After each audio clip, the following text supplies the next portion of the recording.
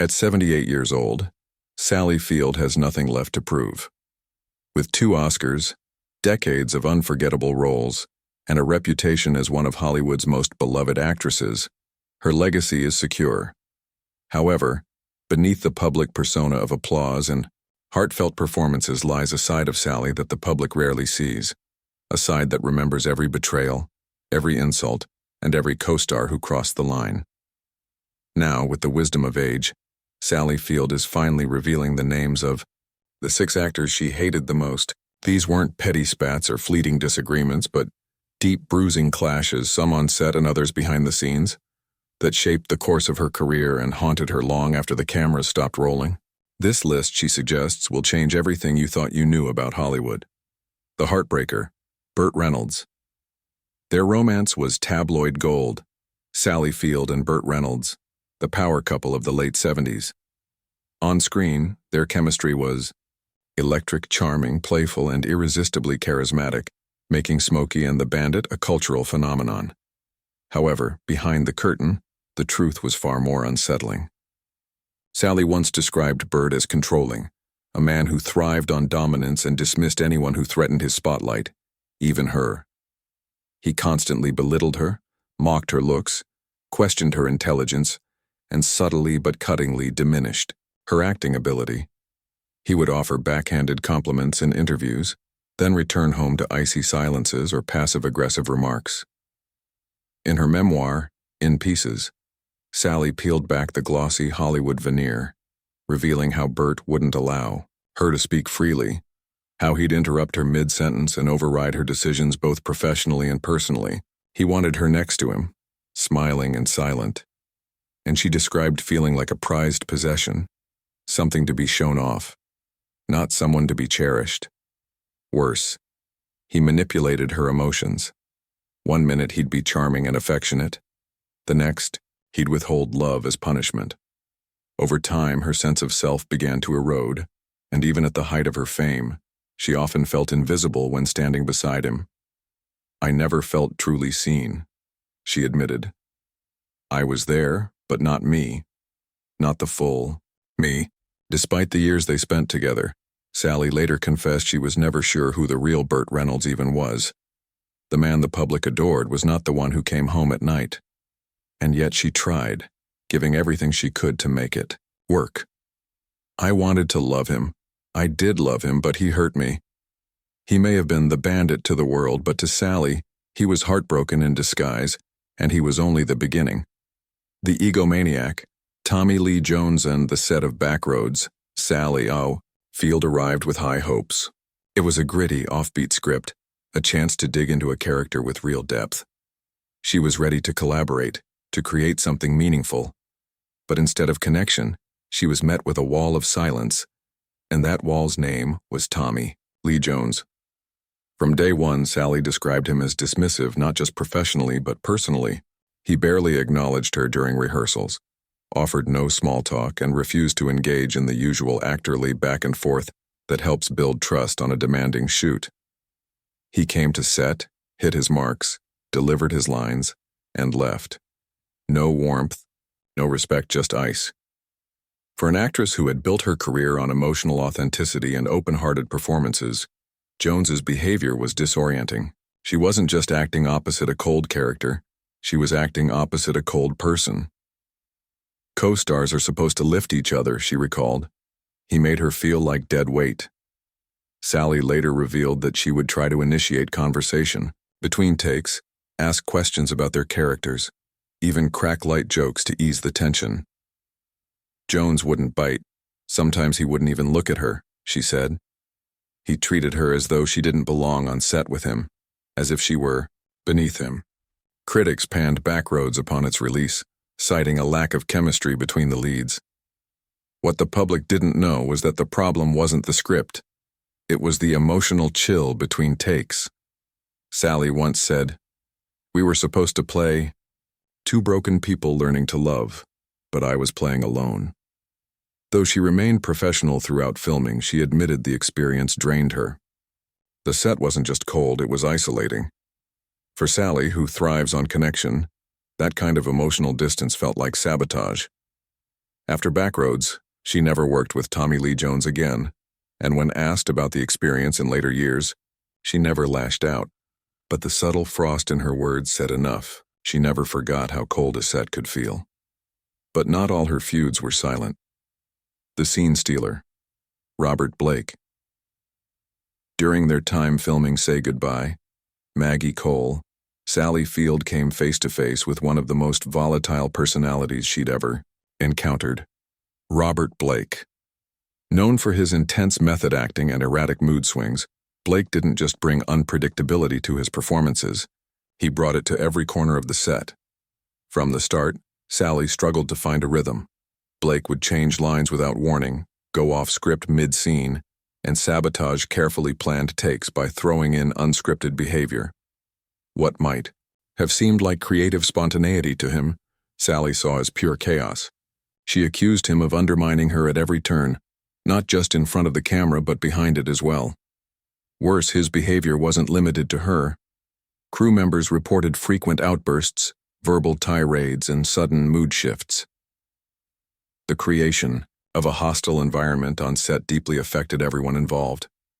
One day a person would be quiet and focused, and the next, they'd be shouting at a lighting technician or storming off set over a minor disagreement. Sally, already balancing the pressures of a demanding role, found herself playing peacekeeper just to keep the production afloat. But it was a losing battle. The tension bled into every scene, and the cracks soon became impossible to hide. Eventually, the project collapsed. The film was shelved before it ever made it to air, a casualty of on-set dysfunction that had spiraled out of control. For most actors, that would have been a professional setback, but for Sally, it was deeper. She later described the experience not just as disappointing, but traumatic. There are actors who act, she said, and there are actors who try to make everyone else small so they feel big. Blake was the second kind. The words weren't just sharp, they were personal, and they carried the weight of a woman who had endured more than just artistic differences. She walked away from Say Goodbye Maggie Cole with one vow. Never again would she tolerate chaos disguised as genius. Clashing egos. The Shirley MacLaine feud. Not all feuds started on set. Some began during award season, particularly with her bitter rival, Shirley MacLaine. The world saw them as a dream duo in Steel Magnolias, two Hollywood icons sharing the screen in a story about love, loss, and resilience. But behind the scenes, the dynamic between Sally Field and Shirley MacLaine was anything but heartwarming. From the moment cameras started rolling, tensions simmered. Sally approached the film with emotional sensitivity, deeply connecting to her role as Malin, a grieving mother. She wanted honesty, vulnerability, and nuance. Shirley, however, approached it like a battlefield. Colleagues whispered that she treated every scene as a power play, constantly bragging about her Oscar-winning past, dismissing direction, and interrupting takes to inject herself into moments that weren't hers to steal. On set, Sally tried to remain gracious. She smiled through gritted teeth, hit her marks, and kept her focus, but privately she was exhausted. One particularly emotional scene took 17 takes, not because Sally couldn't nail it, but because Shirley refused to play it straight. She kept adding sarcastic quips, turning raw grief into comedic fodder as if undercutting Sally's emotional performance was part of the script. Years later, Sally would only briefly allude to the clash in interviews, saying that Shirley brought a cloud of chaos wherever she went. It wasn't said with bitterness, just clarity. It wasn't just a conflict of styles, it was a clash of egos. Shirley needed to dominate the room. Sally simply wanted to serve the story. The damage lingered long after the final cut. While audiences cried at Malin's heartbreaking monologue, Sally knew the real pain had happened off camera. She never forgot the sting. Shattered trust. The James Woods experience. The next actor didn't just bruise her ego, he shattered her trust. The Manipulator, James Woods. Their work on Kiss Me Goodbye was supposed to be lighthearted, a romantic comedy with a quirky twist designed to charm audiences and offer a breath of levity. But from the start, Sally Field sensed something off. That something was James Woods. Woods, known for his brilliant but brooding intensity, brought with him a kind of energy that turned playful scenes into psychological warfare. He didn't just deliver lines, he dissected them, challenged the director, and often rewrote dialogue on the spot without warning. Every rehearsal became a battleground. Sally, always a collaborative and emotionally honest performer, found herself steamrolled. She later described Woods as intellectually intimidating, the kind of man who used big words and sharp phrasing not to engage but to assert dominance. On set, he'd question the script, critique the direction, and even comment on her performance mid-scene, creating an atmosphere of tension that stifled creativity. But what disturbed Sally the most happened off camera. Woods, she said, would casually suggest that she wasn't giving enough, that her heart wasn't in it. He accused her of phoning it in during an emotionally demanding shoot day, a remark that cut deeper than he realized. To Sally, it felt less like criticism and more like sabotage. He wasn't pushing her to be better. He was trying to make her feel smaller, less sure of herself. And after years of carving out respect in a male-dominated industry, it was a bitter pill to swallow. She would later reflect on the experience not as an acting challenge, but as a psychological minefield. It wasn't the role that wore me down. She said it was having to constantly defend my worth.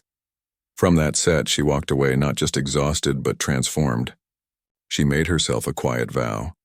Never again would she allow herself to be silenced by a man who mistook condescension for brilliance. The unexpected villain, Dustin Hoffman. Only one name remains, perhaps the most surprising of them all. The unexpected villain, Dustin Hoffman. To the public, Dustin Hoffman is a legend, an actor synonymous with excellence, with roles that earned him Oscar gold and critical reverence. But to Sally Field, he was something else entirely. Not a mentor, not a collaborator, just a bitter disappointment. They never co-starred in a feature film, but their paths nearly crossed in the early 1980s during auditions for a now-forgotten project that never made it past development. For Sally, it was supposed to be a promising opportunity. Instead, it turned into one of the most demeaning experiences of her career. During the chemistry read, Sally said Hoffman dominated the room before she even walked in.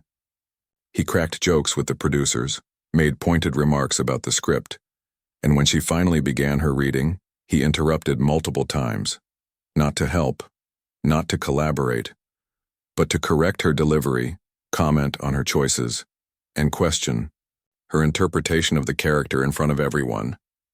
She wasn't just being critiqued, she was being humiliated.